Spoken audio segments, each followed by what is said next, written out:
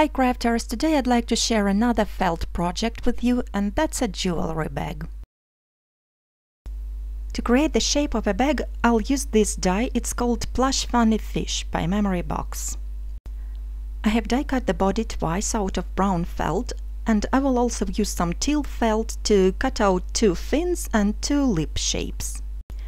There are also some scallop dies that come in a set, and 2 of them have the cutting edge here, and you can use them to create the scales for the fish, or you can use the other part to create waves.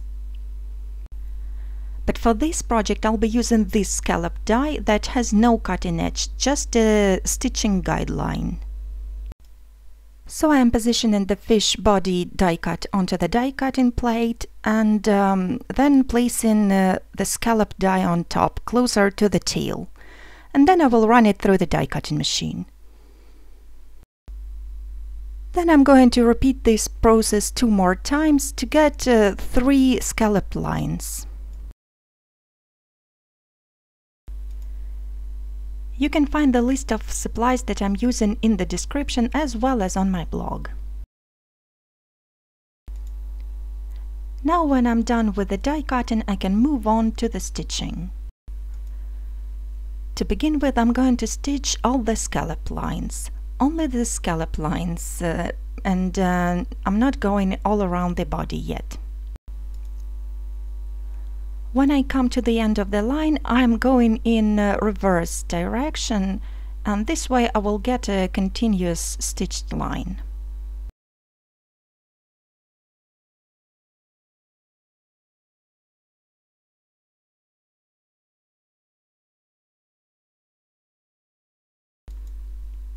When I'm finished with the scallops, I move on to the fins. I have a small piece of velcro tape here. I'm going to separate it, and then I'm going to attach each of the pieces to the fins. I'm just going to stitch through the velcro and the felt, following the pinpoint lines.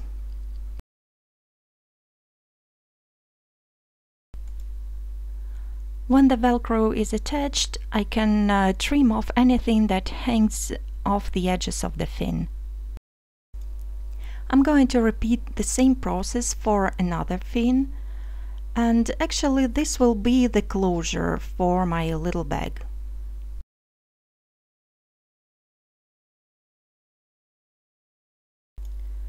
The next step is attaching the lips to the body.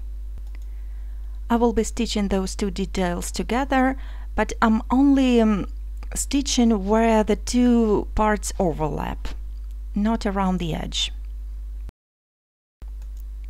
And of course I will repeat this process for the second piece, making sure they are aligned. The next step is sticking googly eyes to the body. I will be using the second largest size from the set and some fabric glue. The fabric glue I'm using is permanent and it's machine washable, but it takes a long time to dry, like several hours, so I left it to dry overnight. And when the glue is dry, I'm going to stitch both pieces together. I'm starting at about 3 stitches above the tail and ending up at about 3 stitches above the mouth. Now my bag is shaped, and all I have left to do is to stitch the top open parts separately. I will also be attaching a fin on each side as I go.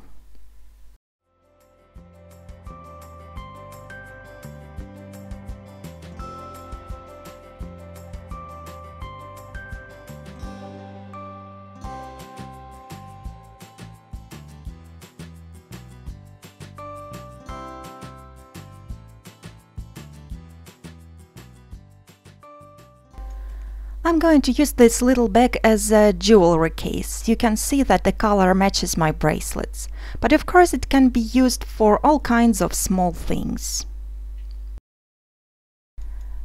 There is one more functional detail that we can add to this bag, and it's a keyring with a chain.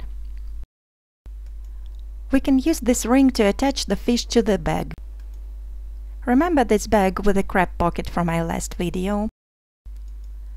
We can attach it outside if you want to embellish the bag, or if you want it to stay hidden, you can attach it on the inside, and this way it will be much easier to find in the bag.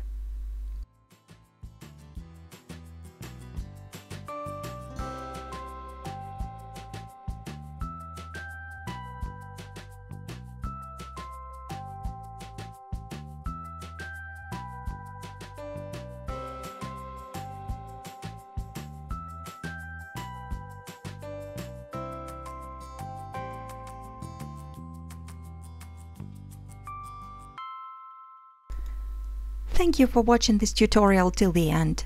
Tap any picture in the screen for more inspirational videos. Have a fantastic day and happy summer!